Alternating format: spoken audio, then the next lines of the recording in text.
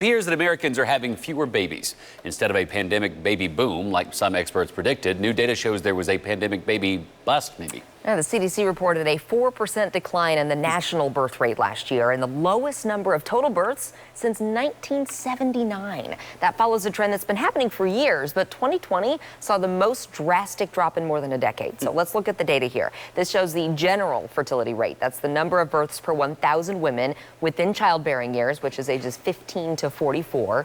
As you can see, Kansas and Missouri, the orange and yellow lines, they are slightly above the national average, but the rates in those states, yep, they've been declining too. In fact, Kansas had the 9th biggest decline in the country between 2014 and 2019.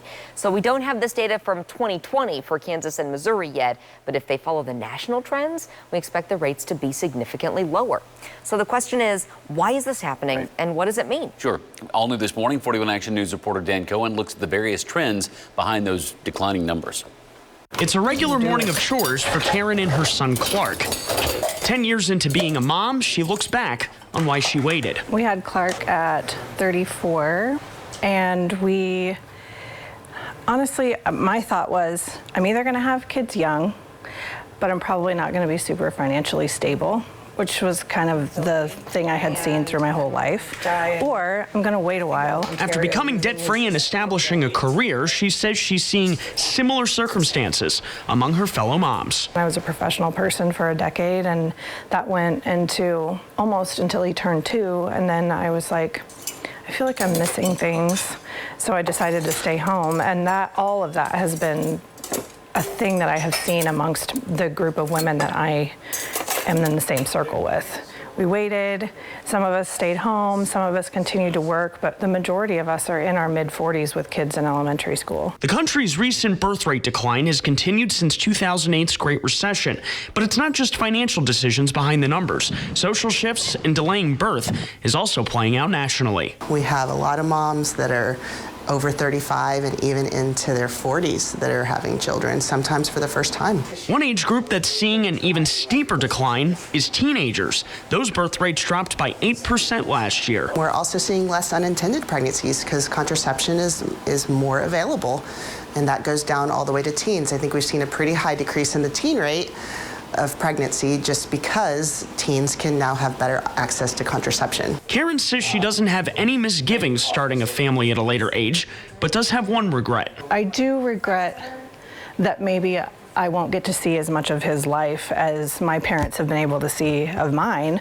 My grandmas, I think, were in very, very early 20s when they had my parents, and then my parents were 24 when they had me, so a whole decade earlier. As the country emerges from the pandemic, experts are keeping a close eye on the data. Always something that we want to monitor in our population for economic reasons and so that we can support our population throughout everyone's lifetimes and also have an adequate labor force. Many changes are taking hold when it comes to U.S. births, but Karen says nurturing others can happen outside a biological family tree. You don't have to be a parent to have a full life.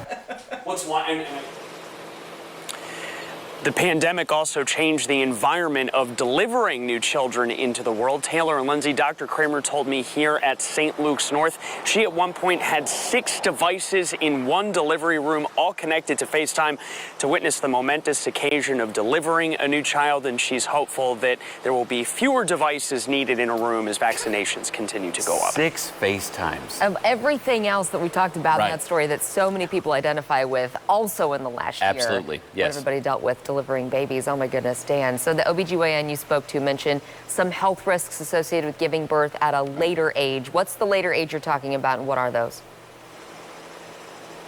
Yeah, it's not universal for every mom, Lindsay. We're talking about those who, as Dr. Kramer said, are over the age of 35 and into their 40s, having kids for the first time. But things that she lets her patients know to keep an eye on: chronic hypertension, other chronic conditions during the pregnancy as well, gestational diabetes, and other chronic conditions that come up during the pregnancy. Again, these are not universal for every single mom over the age of 35, but she does say, Dr. Kramer does, there is a higher risk for those conditions as you have children when you get older. Dan, just quickly, are those still considered to be automatically at-risk pregnancies? Did she say once a woman is over 40, is it still considered what they call an at-risk pregnancy because of her age?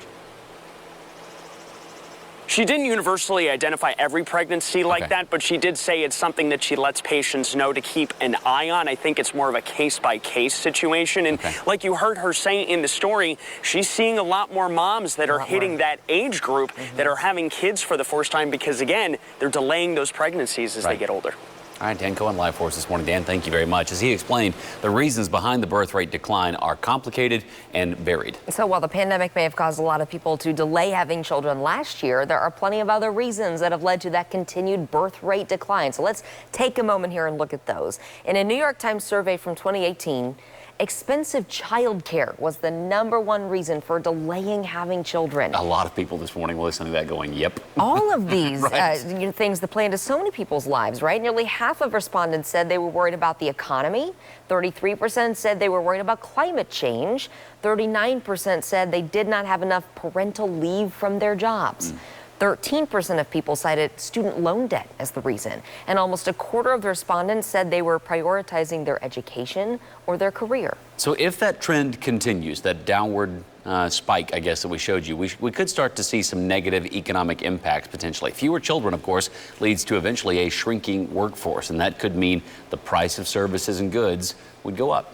The low birth rate could also lead to a demographic shift. The U.S. Census Bureau predicts people over the age of 65 will actually outnumber children by the year 2034. That's a wild stat. That means there will be fewer people to care for the older population. It also means fewer working adults paying into things like Social Security, which would create a financial crisis for seniors. Other countries, including Japan and Italy, have already seen some of these impacts we're describing. However, experts say the U.S.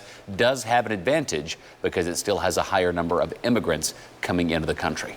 So it's not all negative, of course. Experts say a declining birth rate is a sign of a more equitable society. It means more women are able to go to school, have a career than before. It could also provide more opportunities for younger people in the workforce with less competition. Another potential benefit, the effect on the environment. Fewer people on the planet mean lower carbon emissions, less demand for food. So while the number of births is declining, the number of deaths actually went up last year. For the first time in 100 years, more people in Missouri died last year than there were people born in the state. The Missouri Department of Health and Senior Services reports there were more than 73,800 deaths in Missouri last year. That is a nearly 19% increase over 2019. Of course, that was the middle of a pandemic last year. In contrast, the number of births went down almost 4%. There were around 1,700 fewer births than deaths last year.